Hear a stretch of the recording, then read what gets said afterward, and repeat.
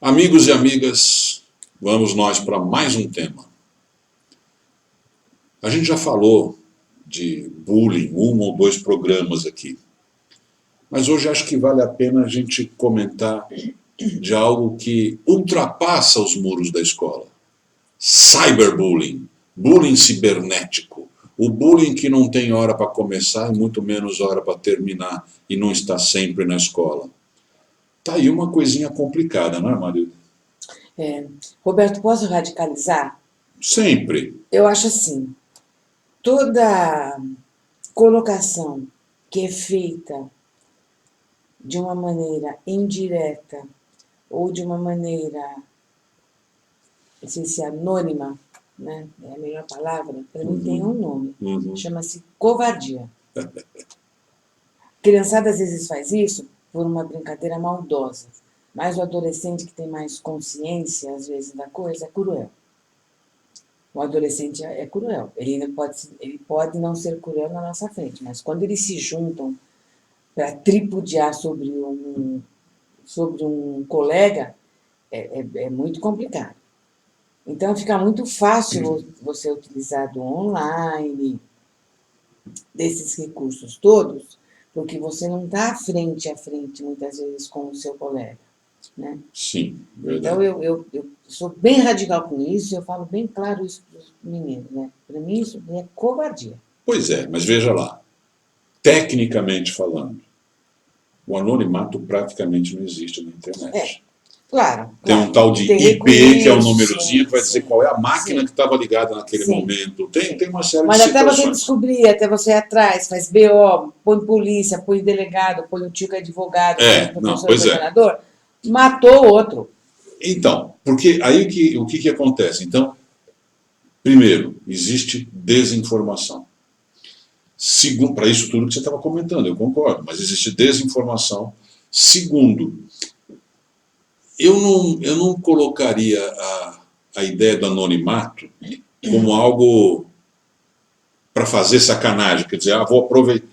Eles gostam do anonimato para não ter que se expor. Claro. Para não sofrerem eles o cyberbullying, o bullying. Então, e quando você está anônimo, você pode dizer o que você quiser. Isso acontece em vários momentos, em várias situações, né? Então, existe alguma coisa que tem que ser trabalhada com relação à responsabilidade do que fala, independente de estar sendo ouvido ou não. Não é? Sem dúvida. Eu falo muito para os meus alunos isso, pode perguntar qualquer um. Eu falo muito isso. A regra é básica. Você não pode fazer para o outro o que você não quer para você. Pois é. Não é verdade? Eu falo isso para ele. Você faria isso para você? Você gostaria que fizesse isso com você? E por que você faz com o outro? Verdade. Eles têm resposta, eles ficam olhando para a gente, né? Como dizendo, me pegou. Né? Agora, todo esse processo educacional, ele é trabalhoso. Você tem um desgaste, você tem que gastar muita saliva para conversar, para explicar, para sentar, para entender e determinar os limites, de novo os limites. Né? Perfeito. E as pessoas hoje utilizam-se desse anonimato, que não é anonimato, porque é muito mais fácil, você fala do outro, ponto final e acabou. Né? Perfeito. Esse é um dado. Eu queria falar um pouquinho também do outro lado. Aquela criança, aquele jovem que sofre bullying, e sofre calado. Ele não fala para ninguém, ele chora sozinho num canto, mas ele não vai pedir ajuda para ninguém, seja para professor, seja para família, porque ele tem vergonha, ele tem medo de que de repente vão... Isso também é complicado, isso também merece uma educação, no sentido de dizer, não tenha medo, fale mesmo o que está acontecendo, não acha? Você sabe que eu tenho um dos colégios que eu trabalho, um menino do ensino médio, montou um aplicativo que você pode, eu não sei qual é o caminho que ele faz, mas ele aciona a quem de direito, ou a equipe de coordenação, o professor, quando ele acha que está sofrendo bullying. É muito interessante. Pois é.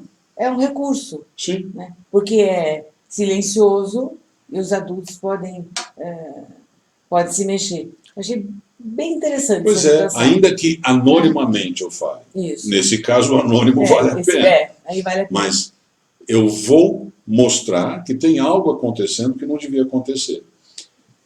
Precisa de educação, também nesse sentido. É educação, educação, educação o tempo todo, parece que a gente só fala disso. Aliás, bom, o programa é para falar de educação, mas a grande dificuldade é justamente essa.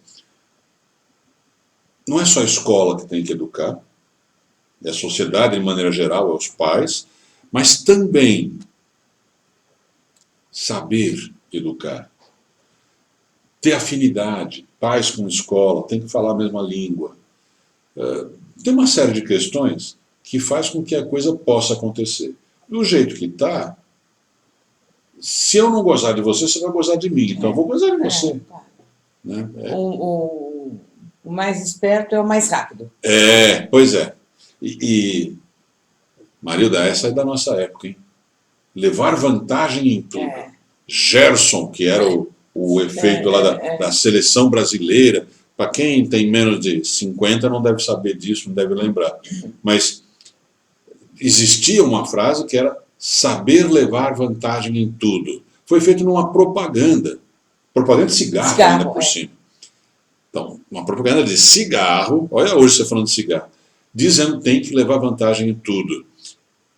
E muita gente achava que era por aí mesmo, que tem que levar vantagem em tudo. Se você pensar na ideia da política, uma das coisas que eu comento é o seguinte, já falei em várias oportunidades, a gente fala que os políticos só roubam, que os políticos são ladrões, que os políticos...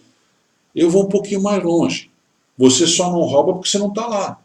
Se você tiver oportunidade, talvez você roube. Porque existe aquela história do vou me vender, né? É para o guarda na hora da multa, seja lá que situação for. Então, não é o político, é a sociedade de maneira geral que precisa tomar jeito, não é por aí? É o reflexo da sociedade de novo. O Isso. político reflete a sociedade e a sociedade reflete o político.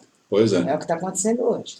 E o cyberbullying, dentro desse contexto, é algo que vai continuar acontecendo enquanto a sociedade for essa, que menospreza a ideia de estarmos próximos e sabemos conversar, sabemos conviver.